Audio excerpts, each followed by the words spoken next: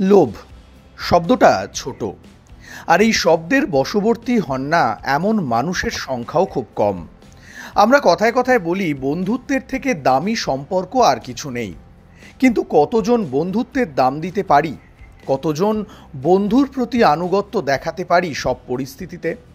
আর এমন পরিস্থিতিতে যেখানে বন্ধুর প্রতি আনুগত্য না দেখালেই আখেরে লাভ, আর সেই লাভের অঙ্ক নেহাত কম নয়। তবে স্রেফ বন্ধুত্বের প্রতি আনুগত্যেই সেই লাভ লোকসানের হিসেব না কষেই বছর তিনেক আগে একটা সিদ্ধান্ত নিয়েছিলেন ম্যানুয়েল পেরেজ ক্যাসকালেনা।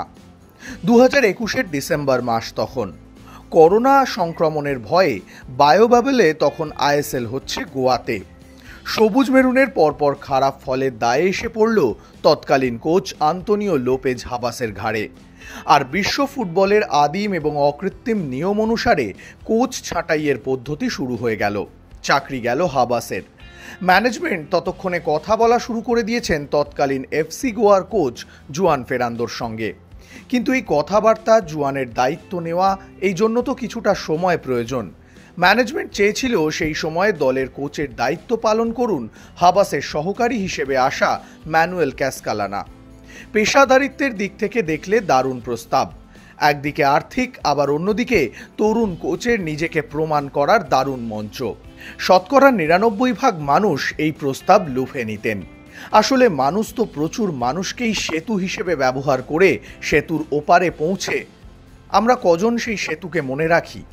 ম্যানুয়েলের মতো মানুষরা রাখেন, তাই তারা এই পেশাদারিত্বের যুগে ভীষণ রকম সংখ্যালঘু, ভীষণ রকম লোভের আকর্ষণকে হার মানিয়েই ম্যানেজমেন্টকে নিজের সিদ্ধান্ত জানিয়ে দেন।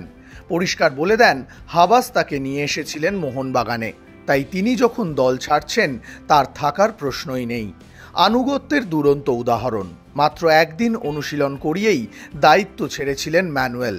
সেদিন নিজের প্রতি, হাবাসের সঙ্গে বন্ধুত্বের প্রতি ভীষণভাবে সৎ থাকা সেই ম্যানুয়েল এবার আবার সহকারীর পদে ফিরেছিলেন বাগানে। অসুস্থতার জন্য হেড কোচ যখন অনুশীলন করাতে বা ম্যাচে বেঞ্চে বসতে পারলেন না, তখন স্বপ্ন মাচিয়েছিলেন হাবাস যদি না থাকেন আবার হয়তো চলে যাবেন ম্যানুয়েল, তবে শিখিয়ে যাবেন এক বন্ধুত্বের গল্প।